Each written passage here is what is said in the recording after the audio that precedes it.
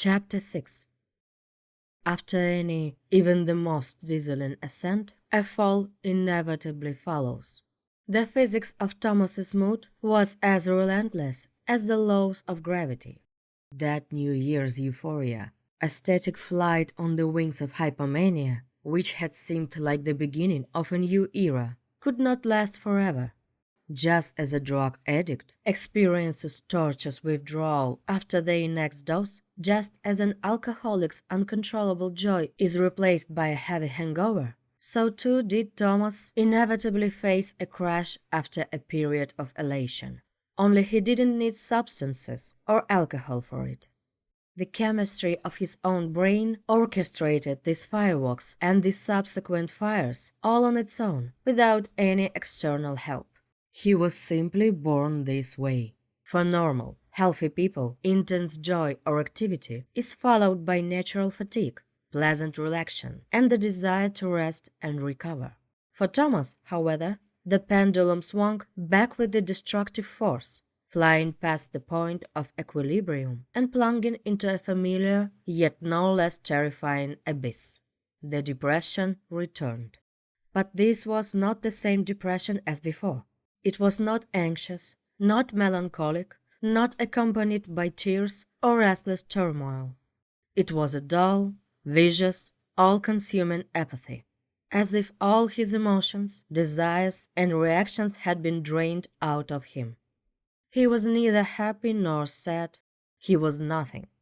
An empty vessel from which all air had been sucked. The world once again became grey, dusty, devoid of meaning and sound. He looked at it as if through thick, dirty glass, feeling nothing. Neither pain, nor joy, nor interest. Just absolute, total indifference. A deep, dark pit from which he had neither the desire nor the strength to escape. The grand plans born on New Year's Eve crumbled into dust.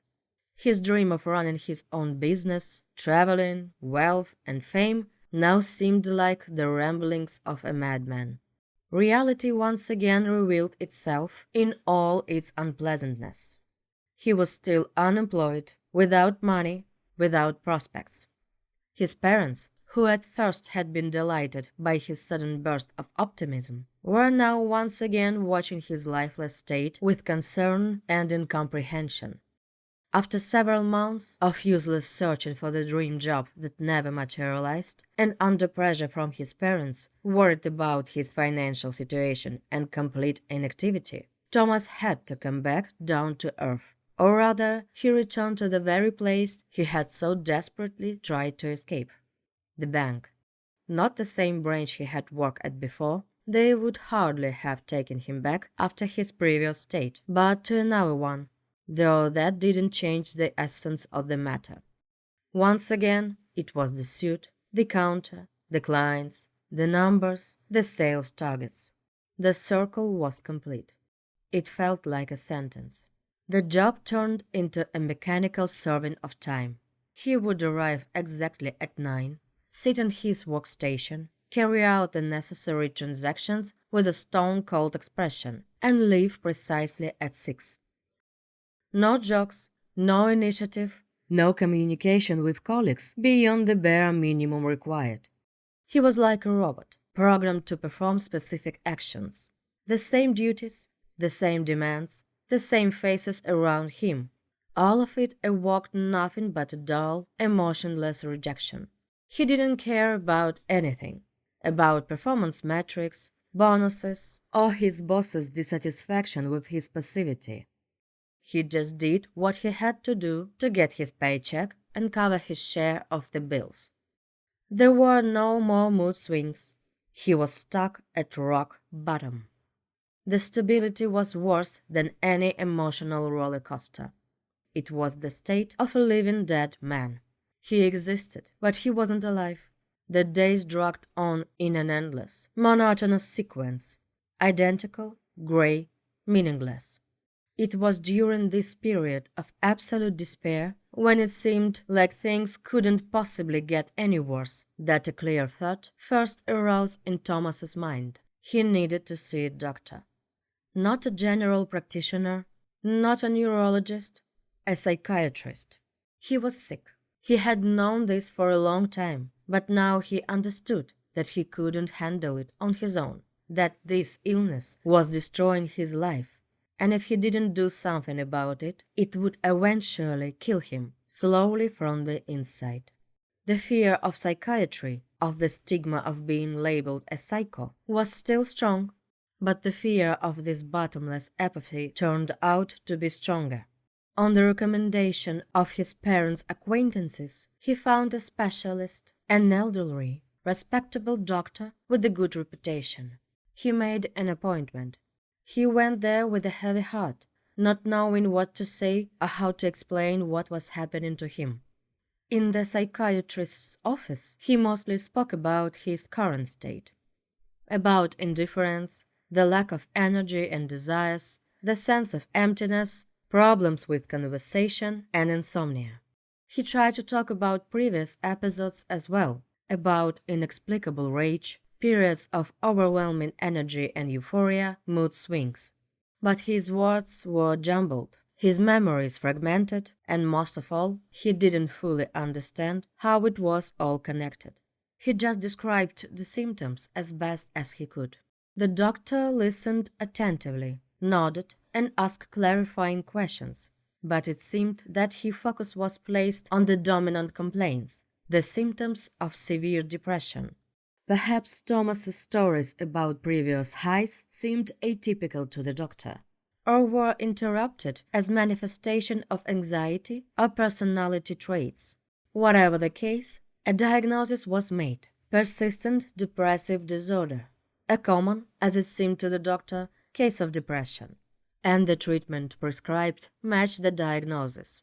An antidepressant, a single one, without any mood stabilizers, without any coverage, as specialists call it. The doctor's logic was understandable. There was depression, treated with an antidepressant. But in Thomas's case, this logic was a fatal mistake. Prescribing a stimulating drug to someone with bipolar disorder, especially without accompanying mood-stabilizing therapy, is the equivalent of pouring gasoline on a smoldering fire. It is an almost guaranteed way to provoke a transition from depression to mania or hypomania, which is often much more severe and dangerous than previous episodes. The drug won't start working immediately, the doctor warned as he wrote the prescription. It will take time to build up in your system. You should expect a noticeable effect in about 3 months, and the full impact will develop in approximately 6 months. Be patient. As he handed over the prescription, Thomas began taking the pills. He had little faith in them, but clung to his last shred of hope.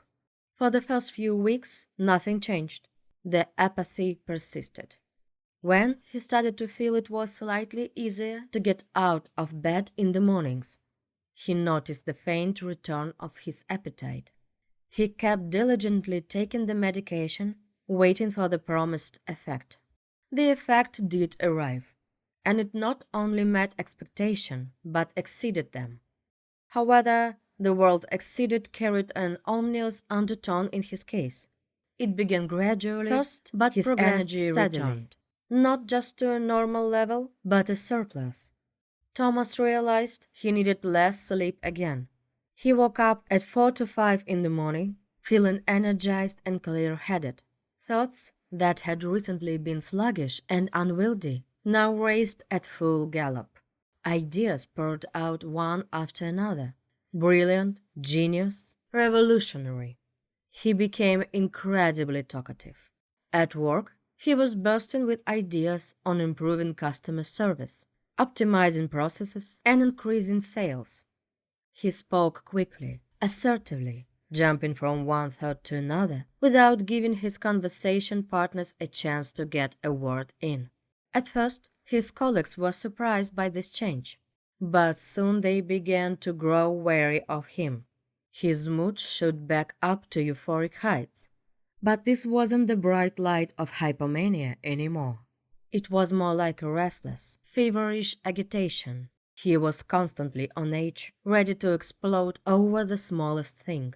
An incredible self-confidence emerged, bordering on outright delusions of grandeur. He felt chosen, a man with a special mission. And this mission crystallized with striking clarity: to combat lies. Thomas suddenly decided that lying was the root of all evil in the world, and his purpose was to eradicate it wherever he encountered it. He became pathologically intolerant of even the slightest insecurity, any omission, any attempt to smooth other conflicts. The world for him split into black and white, into absolute truth and absolute falsehood. Shades and nuances no longer existed. At work, this turned into a disaster. He began exposing his colleagues.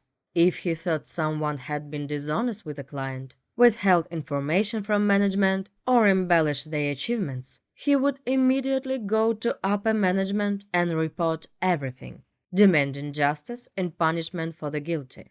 He wrote formal complaints, initiated confrontations in smoking areas, and accused everyone around him of hypocrisy and deceit. He was completely indifferent to the consequences, to corporate ethics, to personal relationships. He was a crusader for truth, a knight embarking on his sacred mission.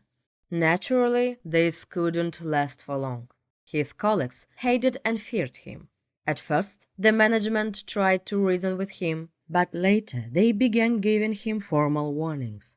However, Thomas was unyielding. He genuinely believed himself to be in the right, while everyone around him he considered cowardly liars mired in deceit. The resolution came quickly and scandalously. After yet another expose, during which he accused his immediate supervisor of falsifying reports to the regional leadership, he was summoned to the branch director's office. Even there, Thomas began to assert his righteousness, yelling and accusing everyone of conspiracy. He was in a state of complete instability, entirely out of control. The director's patience snapped. Security was called. Thomas resisted, shouting about a global conspiracy of liars demanding justice. Two burly security guards literally dragged him out of the bank building under the astonished stare of employees and clients alike. The next day, he was fired under the clause for systematic violation of labor discipline and inappropriate behavior. But the destruction didn't stop at work. The mania infiltrated all aspects of his life.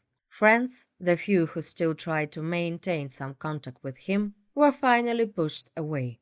He would catch them in the smallest, in his opinion, lies, in innocent exaggerations, in attempts to avoid uncomfortable topics, in simple politeness.